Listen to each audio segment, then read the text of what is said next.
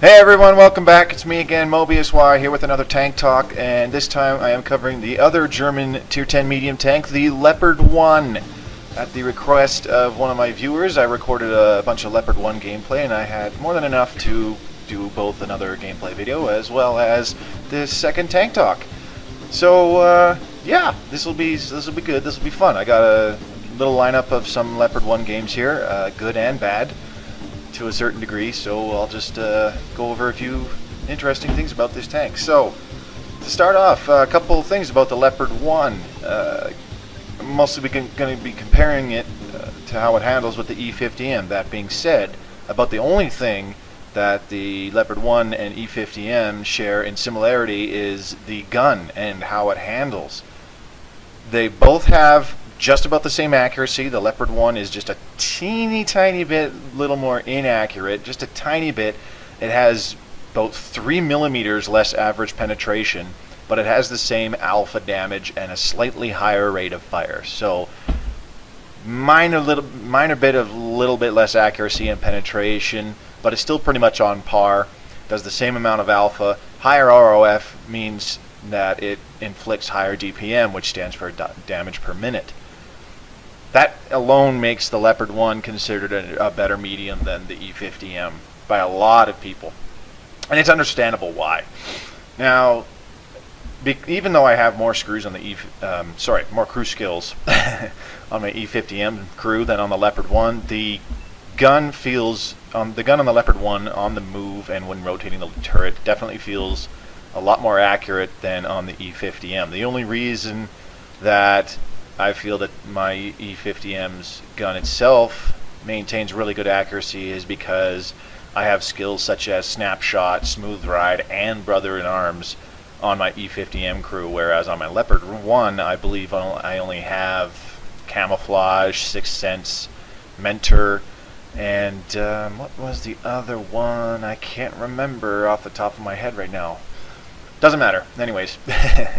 That being said, the other things about between the two, the Leopard 1 has less horsepower, but it accelerates much more quickly and achieves a higher top speed because it weighs a good 25 tons less than the E50M. The E50M is quite heavy for a medium tank. It weighs in at a nice 67 tons.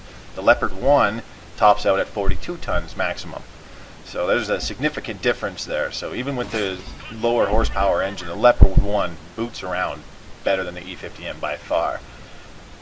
Also, the Leopard 1 has better traverse speeds than the E50M. Both the turret and the hull traverse anywhere between about, I believe, 4 to 6 degrees more quickly. So all in all, the Leopard 1 is more maneuverable than the E50M in terms of its mobility. So in contrast to having better maneuverability and an on-par gun with the E50M, the Leopard 1 has pretty much no armor. If you look at the what's it called, the Tankopedia on the website, it'll show you that the Leopard 1's upper frontal plate, even sloped at 50 or 60 degrees, I believe it is, it's only 70 millimeters thick, giving it an effective armor thickness of 140. 140 to 150 millimeters, which is paper at Tier 10. Absolute paper. Even Tier 7s will pen the Leopard 1 from any angle, so that's part of the reason why the Leopard 1 is so maneuverable.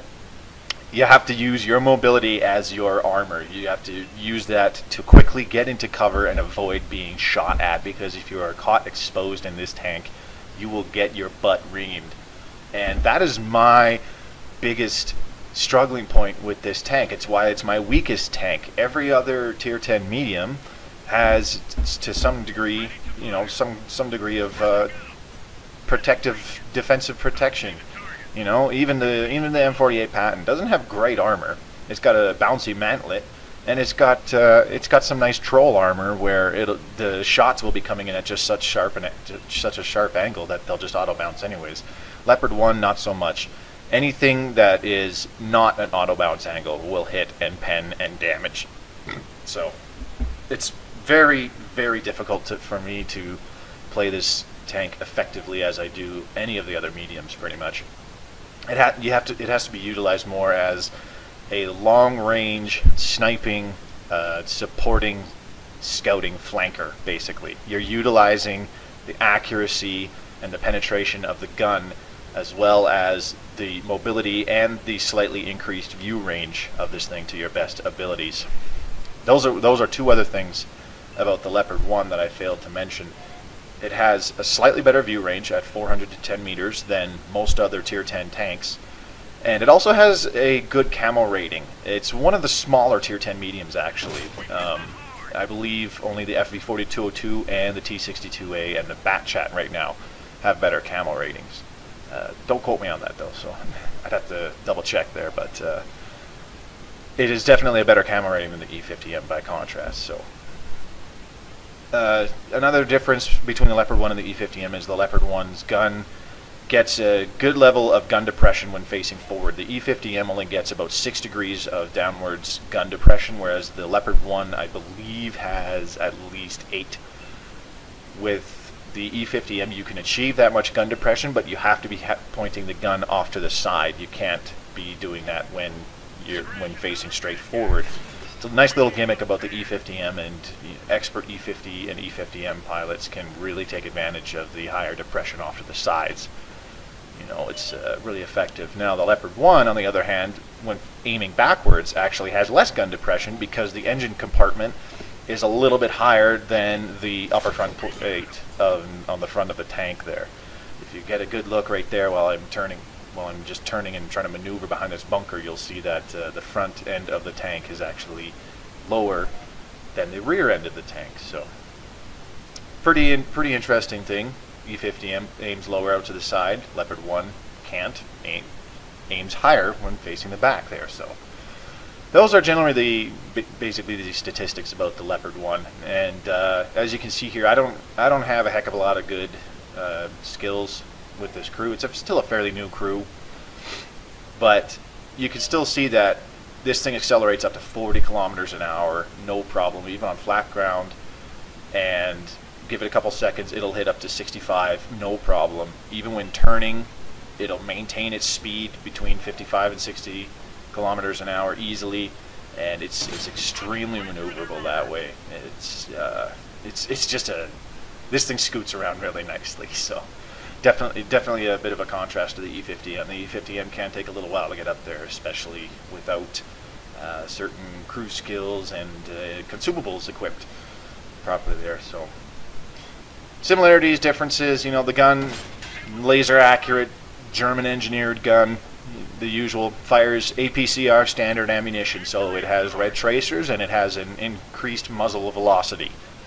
Both things are really nice. So that came there on Siegfried line. I didn't do much, not a heck of a lot of damage, did some spotting damage for those 2 TDs. We pretty much got pinned in by that Jaeger and Waffle at the very end there. So moving on to Malinovka, I was able to play a bit more of an active role here, and this is an example of the kind of game where I would personally struggle had things gone very differently.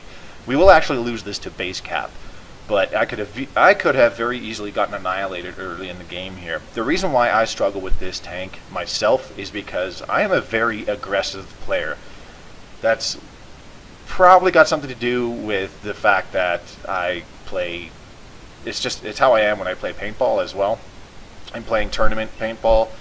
Kind of teaches you that being very aggressive is actually a very good thing, but also from playing the E50M so much, it's very easy to play aggressive in the E50M and do exceptionally well with that puppy.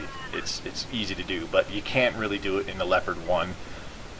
You can do it to a certain degree in the other medium tanks, but I still just have to learn, you know, patience and control and properly pacing myself so that my team can catch up to me and make use of my, you know, my scouting abilities in this tank, you know, so that I have some proper backup or some proper armor to protect me should I have shells flying at me. So in this case here, I went over to the field side of Malinovka because this thing is not a brawler. It cannot fight it out on the top of that hill there. It would just get slaughtered. Everybody knows this thing doesn't have any armor, so if anybody gets a shot on it, they'll take it and they will damage it. So that being said, I went down to the field area here. We took out their Awful Panther scout. Looked like he just wanted to suicide and get it over with. whatever, his choice. So here you can see I've got a T-110E5, 57 heavy, Tiger II, two tank destroyers behind me, and one of which is, I believe, is a Borsig and a T-69. They all just parked, and I saw nothing, so it's time to go. I tried to convince the E5, which was the most maneuverable out of the bunch there, to come with me. And in doing so, you know, I'm trying to convince anybody to come with me at this point. And they're basically saying, yeah, we got your back, yeah, but we're not moving. And this is the kind of situation where you can easily get wrecked in a Leopard 1. Easily. Luckily for me, this whole way up here, I didn't spot anything until right there when I spotted this ISU-152 Tier 8 Russian tank destroyer. He was very exposed when I spotted him out and when he took his shot at me. He hit the dirt there, so everybody behind me was able to light him up. No problem. And behind me I spotted J Panther 2 as well, that tries to come in and take me out, because he knows that I'm currently the threat here, because I am spotting them for the rest of my team. That whole firing line that's behind me is what's going to annihilate them if I stay in this forward position here, because it's not the guys behind me that are spotting them at all. They didn't see anything from back there. I didn't spot anything from back there, and I have optics on this tank, as I do all my mediums. So nobody has any view range to spot these guys out. So that's my job right here. So I pull forward. I see this T-32 as well. You can see I have enough gun depression to aim downwards and shoot him easily, just cresting over that hill a little bit. So I just do a little serpentine while I back up, and I'm just waiting for 6th Sense to go away, because I don't know what else is there by that T-32. I finally get joined by a couple friendly tanks up front here.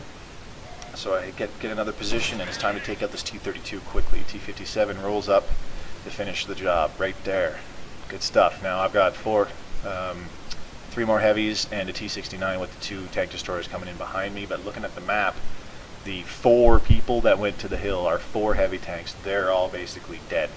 So the hill's getting rolled. So one of 2 things has to happen here. Either we need to push hard and take them all out so that we can swing back around and stop them at our base, or some of us need to turn around. And I'm thinking, well, if I just help out here for a little bit longer, help out with the push, we might be able to take out enough of their tanks where we outnumber them in the very end here when we rush back to stop their cap, and then we could just surround them and take them out.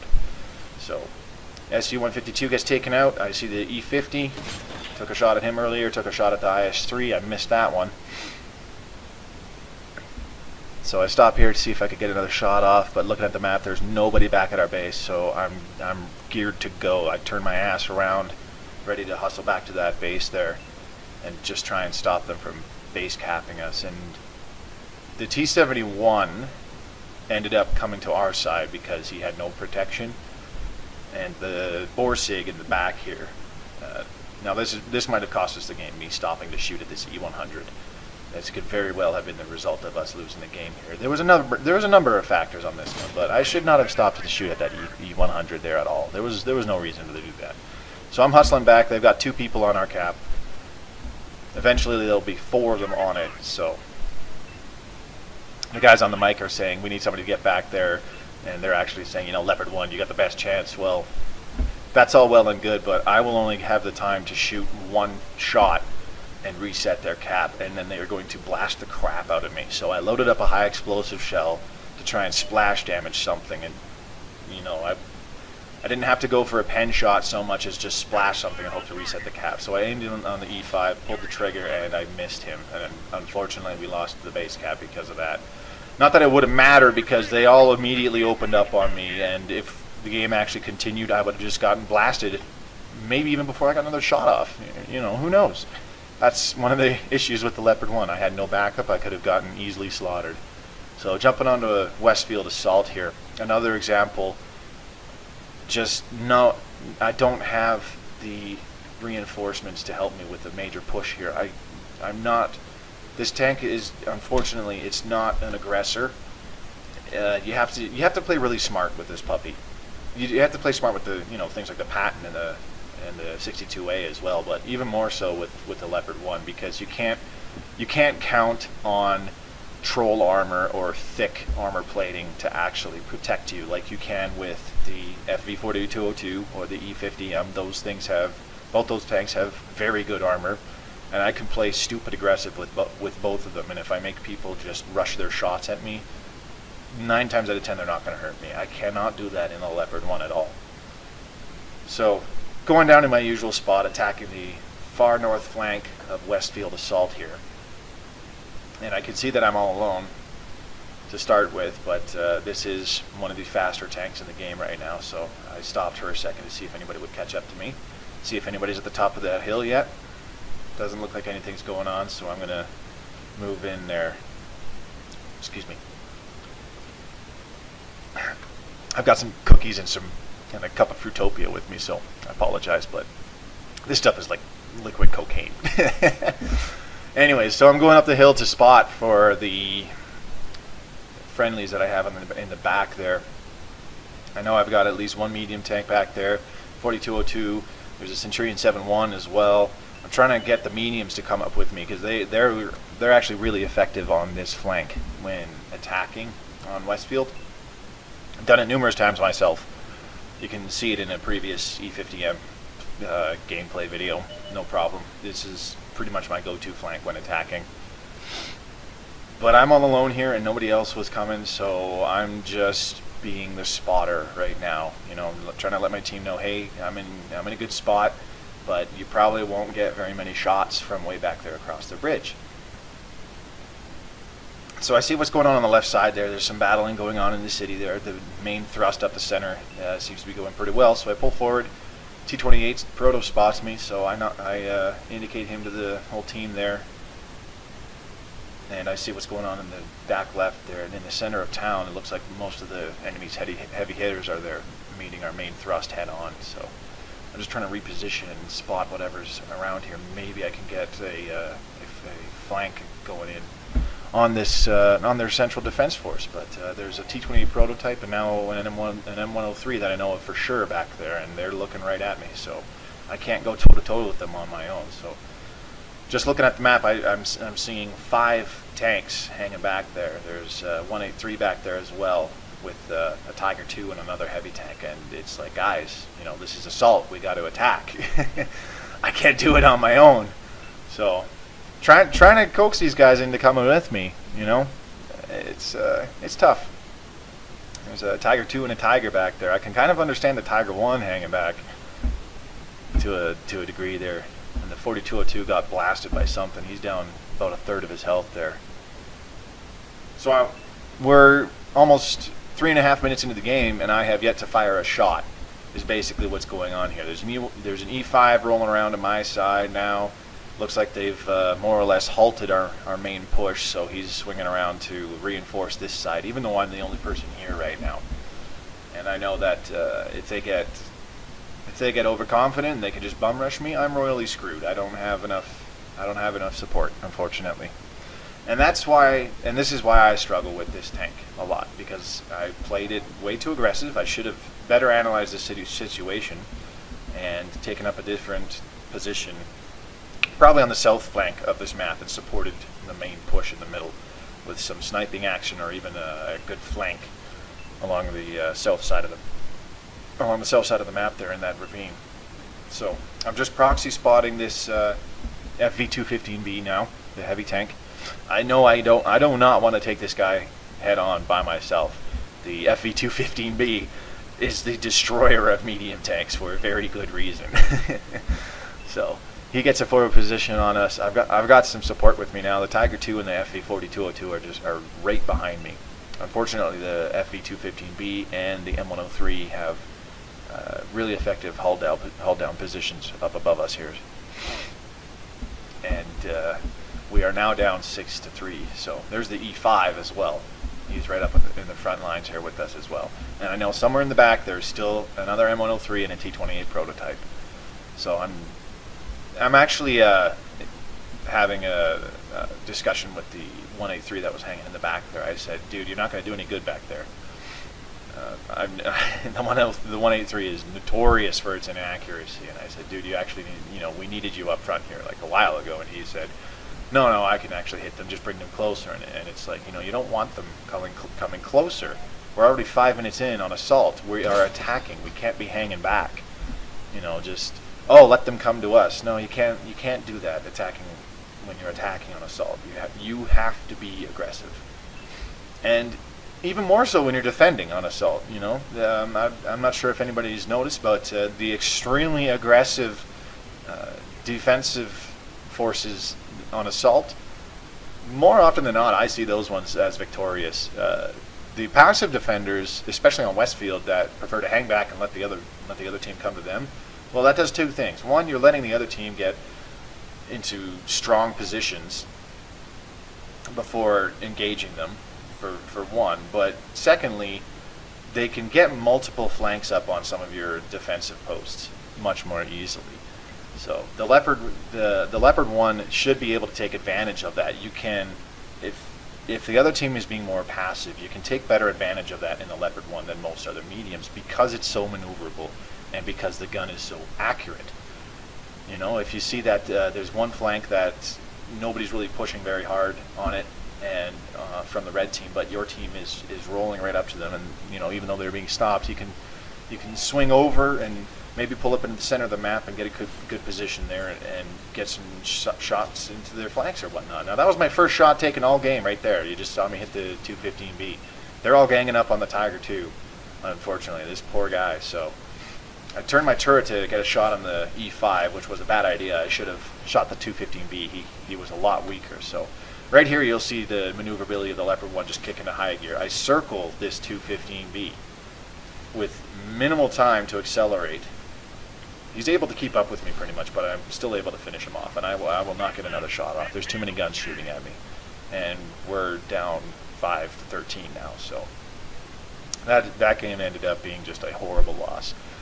I was the lone aggressor on that flank for the first 4 minutes there, and it cost me quite badly. But the team as a whole was awfully passive in that. So you can see there, I did hardly anything, and that's why I struggle with this tank. I try to get things going by myself, and it just gets me eaten alive because of it. So jumping onto Assault on Sand River, in this game I am platooned with some buddies. I believe my good friend Soviet Eagle, been playing with him quite a lot. We've got Pat Poos in an E5, Twinkie Phobe is our M53-55 artillery, and Soviet Eagle in his M48 Pat. So there's the four of us here. And we actually end up losing this game as well. The three of us, Pat Poos, Soviet Eagle, myself, we're attacking, and we know it seems to be the thing now, defending on assault with Sand River, to send a really big force up to the top of that mountain when you're defending, which is kind of interesting, because it plays out just like standard Sand River now, where the northwest spawn has a large attacking force going to the top of the mountain there, while the southeast spawn often has a fairly sizable attacking force going through the dunes in the southwest corner of the map there, the bottom left. So we went up here thinking either we're going to meet their attack force head on and either stop them or wipe them out, and then we can push a flank, or we'll run into nobody and then we can just, you know, push their flank from here. So it ended up being just the three of us going up this way, with Twinkie Phobe trying to back us up with some artillery. Pretty much the rest of our team went down to the southwest corner, or for some reason there was at least, I believe, 2 or 3 tanks that just hung back at the start point for some reason. Again, we're attacking on assault, no idea why tanks are hanging back like this, but what can you do? And it's being in situations like that that really make a game in Leopard 1, it can make it really painful and really frustrating. And that's exactly why I struggle with this tank. And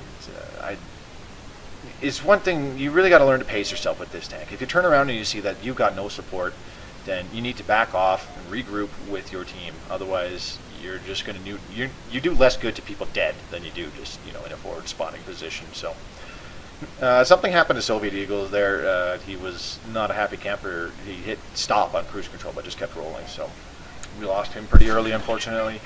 I took a shot at the 215B, hit him right in the gun mantlet.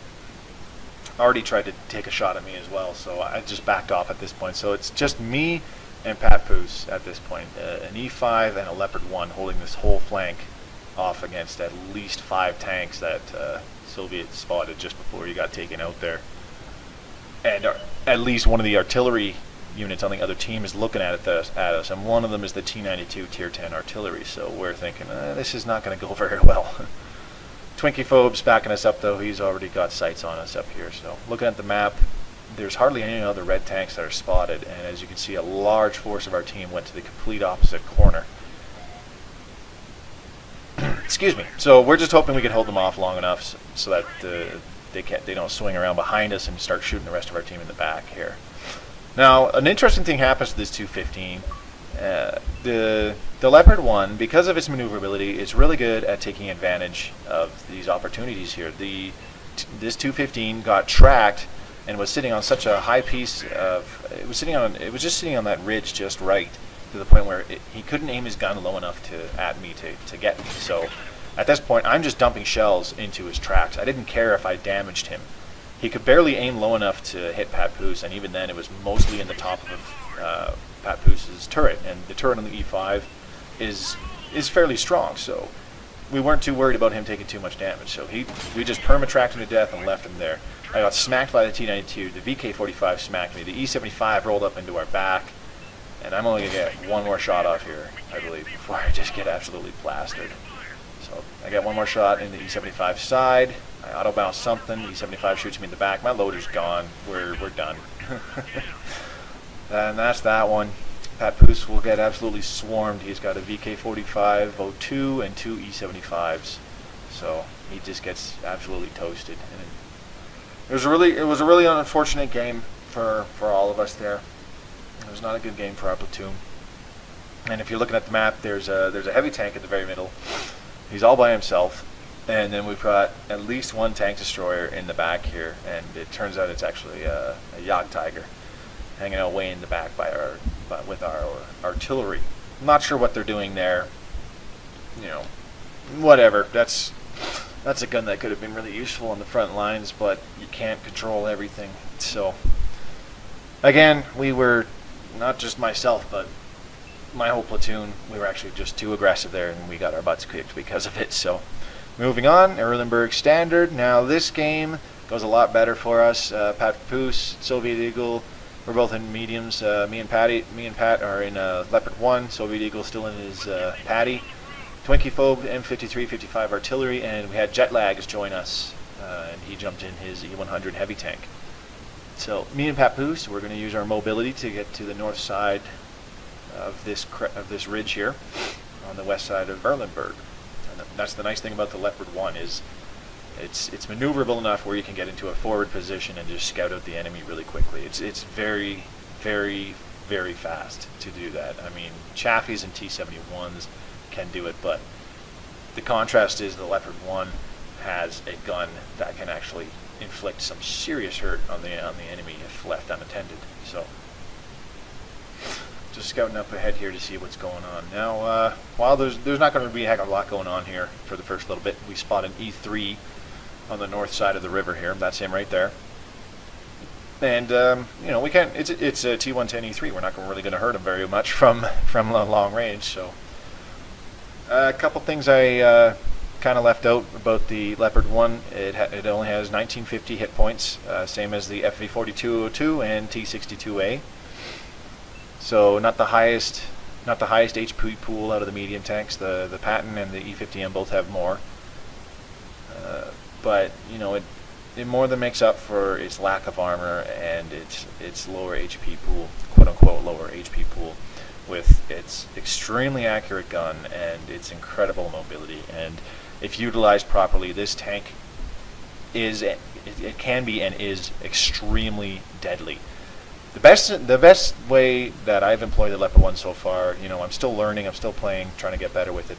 The best thing I've found out is to be as unpredictable as possible with this tank. And the same can be said with all the medium tanks at any tier, in any line.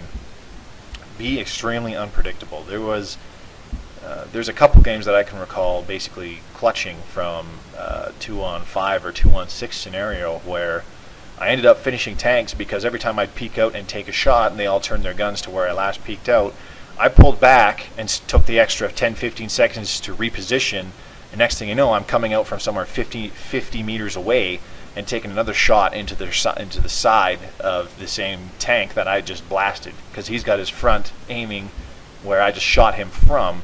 So he's got his whole side exposed to me, and again he takes another hit for little to no reason, you know, without taking any retaliation. It's extremely effective when employed that way, because the Leopard 1 can outspot several tanks at the same tier, as well as easily outmaneuver them. Unfortunately, I stayed way too exposed here on this E3. I didn't know that he was looking directly at me, so he gets a nice shot into me, just absolutely plasters me with that big gun and knocks me down to pretty much half health. And that's something, and that was just me being really dumb in the Leopard 1. I mean, it's there's only 3 tanks destroyed in this game so far, and I've already lost half my health. You know, it's similar to the Bat Chat in that you want to try and maintain as high an HP pool as possible until as late in the game as possible. You know, no sense taking early unnecessary hits in the opening stages of the game. You know, so we eventually take out that E3 with some long-range sniping with our mediums. It was actually quite surprising when that happened here. So now is the time to start the big push across the river onto the enemy side of the map here. So me and Pat Poos take the lead right behind this T-71. Soviet Eagle's right behind us, and another heavy tank with jet lags and the E-100 coming in the rear here. So we're just going to stop, get a forward position, scout out who's hanging back on the ridge here, and we locate artillery and immediately turn our guns toward him. So I just aim in, take a shot, he's gone. Don't have to worry about artillery now, so we don't have to worry. We don't have to worry about playing, you know, super arty safe or anything like that. So, staring down at a Yagaru. There was an E-75 that got spotted back there earlier. Yagaru gets several shots in on him, so he gets lit up.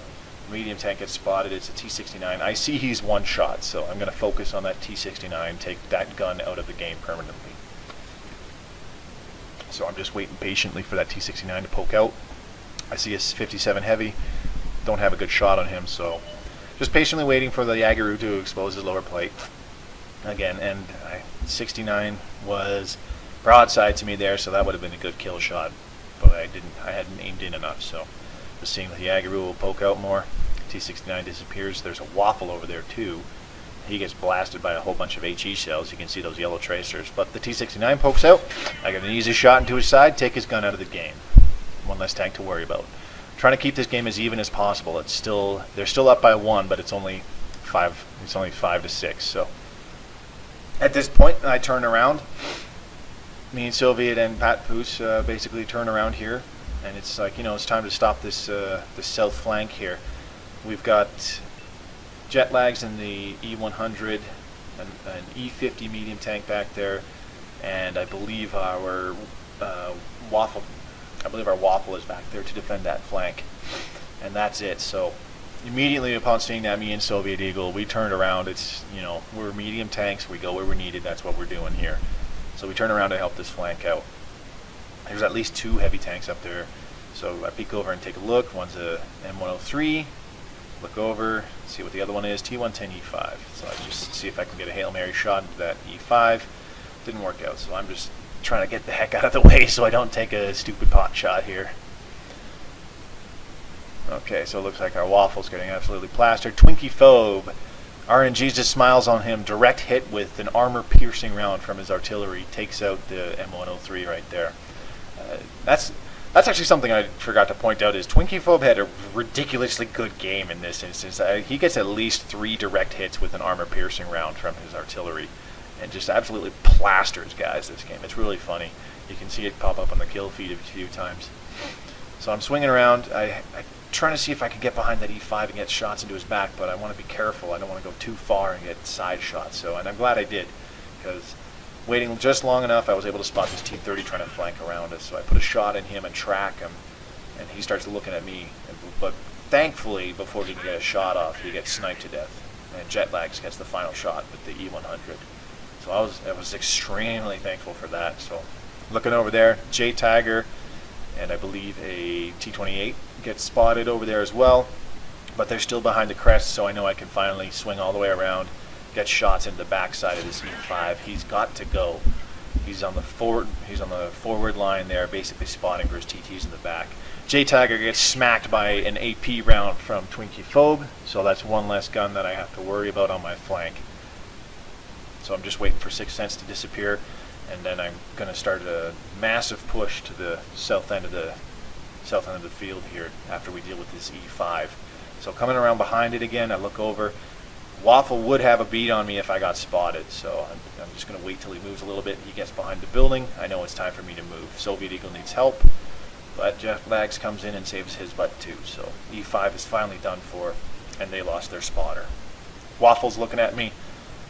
I'm just trying to hide, wait for 6 cents to go away so I know I'm not detected. And now is my time to start using this Leopard 1 to the way it should be. I'm going to start a large flank to the south side of the map here.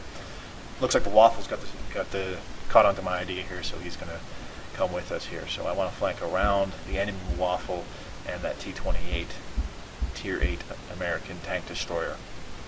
I wasn't able to get a good look at the T-28 to see if he had the big gun or not, but if he did, he could potentially blow me away and knock me down to, you know, some 200 hit points. So I'm still trying to be a little careful here. Jet Lags finally takes him out though. And we're pushing forward here again, so I see the road is clear. I can continue onward. Soviet Eagle in the very middle there, not really spotting anything from the center there, so they've got to be hiding behind the buildings, or they're on the ridge on the east side of the map. So I'm just waiting for some friendly tanks to close in. And this is the pacing yourself that I was referring to earlier, because I was actually, you know, using my brain. I was just pacing myself to the point where the rest of the team was keeping pace with me, and just like that, as soon as the Waffle got spotted, we all had shots on him. He gets taken out really quickly, so we know there's nothing but an E75, 57 Heavy, and a Jaggeroo left, and they were all on the north end of their side of the map, on the very northern part of that ridge where those two lone huts are. So Pat Poos closing in from the north with his Leopard 1. Me and Soviet Eagle are crossing the south bridge with an E50 behind us. Twinkie Phobe's repositioning his artillery to get some better shots in, and the Waffle and Jet Lags in the E100 will be there eventually as well. So we're just closing in for the kills here. Pat Poos takes out the Jaggeroo, gets an exposed side shot on him, and takes him out of the game. So they're down to an E75 and a T57 Heavy. So it's just the four of us medium tanks that are quick enough to close in and kill them all here. So in a minute here, we'll mop the floor with them. So that'll be the end of the game. I'm just trying to hang back and remain unseen without taking some unnecessary hits. So I fire off a blind shot at the 57 Heavy and just say, screw it. You'll see Pat Poos take them both out super quickly here. I'm not sure if he ram killed one of them. It almost looks like he does, which I highly recommend against. So one of my first games of the Leopard 1, I rammed a T95 that had less than 200 hit points in a full health Leopard 1, and I died. He took maybe 30 hit points, so don't ram in this tank. Anyways, Pat Poos gets one, swings in, finishes off the other, and that's the game. So that's some Leopard 1 gameplay for you. Great tank to play. Hope you all enjoy it. The whole line is a really good line to grind out. So we'll see you all next time.